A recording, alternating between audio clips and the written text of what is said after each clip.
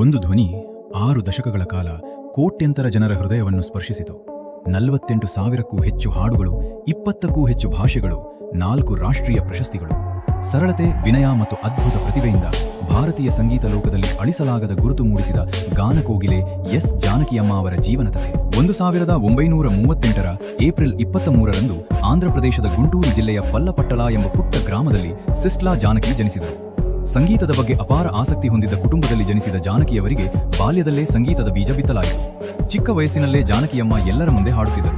ಅವರ ಮಧುರ ಧ್ವನಿ ಕೇಳಿದ ಕುಟುಂಬದವರು, ಸಂಬಂಧಿಕರು ಮತ್ತು ಊರಿನ ಜನರು ಆಶ್ಚರ್ಯಪಟ್ಟು ಮೆಚ್ಚಿಕೊಳ್ಳುತ್ತಿದ್ದರು. ಆ ಚಿಕ್ಕ ಹುಡುಗಿಯೇ ಒಂದು ದಿನ ಭಾರತದ ಶ್ರೇಷ್ಠ ಗಾಯಕಿಯಾಗುತ್ತಾರೆ ಎಂದು ಯಾರೂ ಊಹಿಸಿರಲಿಲ್ಲ. ಜಾನಕಿಯವರು ನಾದಸ್ವರ ವಿದ್ವಾನ್ ಪೈಡಿಸ್ವಾಮಿ ಅವರ ಬಳಿ ಸಂಗೀತದ ಮೂಲಭೂತ ತರಬೇತಿ ಪಡೆದರು. ಅವರು ಪ್ರತಿದಿನ ಶ್ರದ್ಧೆಯಿಂದ ಅಭ್ಯಾಸ ಮಾಡುತ್ತಿದ್ದರು. ಆ ಕಠಿಣ ಪರಿಶ್ರಮವೇ ಮುಂದೆ ಅವರ ಯಶಸ್ಸಿನ ಬುನಾದಿಯಾಯಿತು. 1950ರ ದಶಕದಲ್ಲಿ ತಮ್ಮ ಕನಸನ್ನು ನನಸಾಗಿಸಲು ಜಾನಕಿಯವರು ಮದ್ರಾಸ್ ನಗರಕ್ಕೆ ತೆರಳಿದರು. ಅವಕಾಶಗಳು ಸುಲಭವಾಗಿ ಸಿಗಲಿಲ್ಲ, ಆದರೆ ಅವರ ಆತ್ಮವಿಶ್ವಾಸ ಮಾತ್ರ ಎಂದಿಗೂ ಕುಗ್ಗಲಿಲ್ಲ. ಕೊನೆಗೂ ಪ್ರಸಿದ್ಧ AVM ಸ್ಟುಡಿಯೋದಲ್ಲಿ ಅವರಿಗೆ ಅವಕಾಶ ದೊರೆಯಿತು. ಅವರ ಧ್ವನಿ ಕೇಳಿದ ಸಂಗೀತ ನಿರ್ದೇಶಕರು ಹೊಸ ಪ್ರತಿಭೆಯನ್ನು ಗುರುತಿಸಿದರು. ಇದೇ ಅವರ ಸಂಗೀತ ಜೀವನದ ಮಹತ್ವದ ತಿರುವಾಯಿತು. 1957ರಲ್ಲಿ ಜಾನಕಿಯವರು ಮೊದಲ ಬಾರಿಗೆ ಚಿತ್ರಗೀತೆಯನ್ನು ಧ್ವನಿಮುದ್ರಿಸಿದರು. ರೆಕಾರ್ಡಿಂಗ್ ಮುಗಿದ ಕ್ಷಣದಿಂದಲೇ ಅವರ ಧ್ವನಿ ಎಲ್ಲರ ಗಮನ ಸೆಳೆಯಲು ಆರಂಭಿಸಿತು. ಒಂದು ಹಾಡು, ಮತ್ತೊಂದು ಹಾಡು, ಹೀಗೆ ಅವರ ಗಾಯನ ದೇಶದ ವಿವಿಧ ಚಿತ್ರರಂಗಗಳಲ್ಲಿ ಕೇಳಿಸತೊಡಗಿತು. ಕೆಲವೇ ವರ್ಷಗಳಲ್ಲಿ ಅವರು ದಕ್ಷಿಣ ಭಾರತದ ಅತ್ಯಂತ ಬೇಡಿಕೆಯ ಹಿನ್ನೆಲೆ ಗಾಯಕಿಯಾದರು. ಕನ್ನಡ, ತಮಿಳು, ತೆಲುಗು, ಮಲಯಾಳಂ, ಹಿಂದಿ ಸೇರಿದಂತೆ 20ಕ್ಕೂ ಹೆಚ್ಚು ಭಾಷೆಗಳಲ್ಲಿ ಅವರು ಹಾಡಿದರು.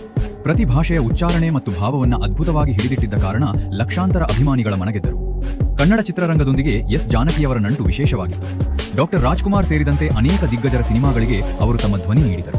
ಅವರ ಹಾಡುಗಳು ಇಂದಿಗೂ ಕನ್ನಡಿಗರ ಮನಸ್ಸಿನಲ್ಲಿ ಜೀವಂತವಾಗಿವೆ. SP ಬಾಲಸುಬ್ರಹ್ಮಣ್ಯಂ ಅವರ ಜೊತೆ ಜಾನಕಿಯಮ್ಮ ಹಾಡಿದ ಅನೇಕ ಯುಗಳ ಗೀತೆಗಳು ಇಂದಿಗೂ ಸಂಗೀತ ಪ್ರೇಮಿಗಳ ಮೆಚ್ಚಿನ ಹಾಡುಗಳಾಗಿವೆ. ಇವರಿಬ್ಬರ ಧ್ವನಿಯ ಸಂಯೋಜನೆ ಭಾರತೀಯ ಸಂಗೀತ ಲೋಕದಲ್ಲಿ ಒಂದು ಚಿನ್ನದ ಅಧ್ಯಾಯವಾಗಿದೆ. ಸುಮಾರು 6 ದಶಕಗಳ ಸಂಗೀತ ಜೀವನದಲ್ಲಿ ಎಸ್ ಜಾನಕಿಯವರು 48,000ಕ್ಕೂ ಹೆಚ್ಚು ಹಾಡುಗಳನ್ನು ಹಾಡಿದರು. ಇದು ಭಾರತೀಯ ಹಿನ್ನೆಲೆ ಗಾಯನ ಇತಿಹಾಸದಲ್ಲೇ ಅಪರೂಪದ ಸಾಧನೆ. ಅವರ ಅದ್ಭುತ ಗಾಯನಕ್ಕಾಗಿ 4 ಬಾರಿ ರಾಷ್ಟ್ರೀಯ ಅತ್ಯುತ್ತಮ ಹಿನ್ನೆಲೆ ಗಾಯಕಿ ಪ್ರಶಸ್ತಿ ಸೇರಿದಂತೆ ಅನೇಕ ರಾಜ್ಯ ಹಾಗೂ ರಾಷ್ಟ್ರೀಯ ಪ್ರಶಸ್ತಿಗಳು ಅವರಿಗೆ ಲಭಿಸಿದವು. ಆದರೂ ಅವರು ಯಾವಾಗಲೂ ವಿನಯಶೀಲರಾಗಿಯೇ ಉಳಿದರು. 2013ರಲ್ಲಿ ಭಾರತ ಸರ್ಕಾರ ಘೋಷಿಸಿದ್ದ ಪದ್ಮಭೂಷಣ ಪ್ರಶಸ್ತಿಯನ್ನು ತಡವಾಗಿ ನೀಡಲಾಗುತ್ತಿದೆ ಎಂದು ಗೌರವಪೂರ್ವಕವಾಗಿ ಸ್ವೀಕರಿಸಲಿಲ್ಲ.